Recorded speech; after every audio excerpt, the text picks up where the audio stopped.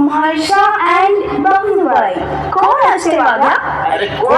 कोण काय कोण विचारली त्या खंडोबाच्या बाय काय दोन आशा लिंगायत वाढण्याची आणि बाणाबाई एक धनगराची. Oh, means no triangle. No triangle, here is triangle. This is story is very old, but I told वेगवेगळे असं कोण तुला सांगितलं? म्हाळशा म्हणजे विष्णुदेवाचं मूळ समुद्र मंथन म्हणजे काय सांगा पहिला. इंडी Samudra Manthan means the big mountain in sea. म्हणजे मेरू पर्वत समुद्रात घालून घुसळी. तुला सांगतो एका साईडला देवानं दोरीनं घुसळी आणि तिकडे देव वडील आणि इकडे राक्षस वडील. वाढता चमत्कार झाला. समुद्रातनं 14 रत्न वर आली. त्याबरोबर घरात अमृताचा घट वर आला.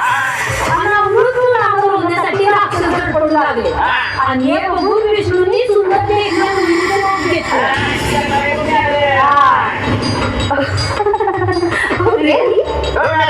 राक्षसांना बोलवून देवांना अमृत पाजलं आणि राक्षसांना दारू पाजली. देवा अमृत झालं पण विष्णूचा मोहिनी अवतार बघून शंकर मोहिनी स्त्री ही विष्णूचं रूप होतं हे शंकरानं कळलं. तसं विष्णूदेव म्हणालं हे शिवशंकरा नाराज होऊ नका. मी लिंगायत वाण्याच्या घरी जन्म घेईन आणि मार्तंड भैरवाच्या अवतारात असताना मी तुमच्याशी लगीन करीन. तीच ही माणसा. त्याचं काय झालं लीलाबाई? इंद्रदेवाच्या 7 पोरी त्यातली एक पोरगी इंद्रदेवाचा शब्द मानत नव्हती. म्हणून इंद्रदेवाने तिला हातात बाण देऊन छोटी करून पृथ्वी रानात सोडून दिली. अगदी बरोबर. आणि तीच ही कोणती रानातल्या झाडाला सापडली. अगं तिचं नाव बाणाबाई. ही तिची दुसरी कथा आहे. अगं ती कथा अशी आहे पार्वतीच्या एका दासीचा जीव शंकरावर लागला. तिने शंकराला आपल्याशी लग्न करण्याची विनंती केली. तेव्हा मार्तंड भैरवाच्या अवतारात लग्न करेन असं शंकराने तिला वचन दिलं. आणि ह्याच धनगरवाड्यात माझा जो मेंढका उचलला.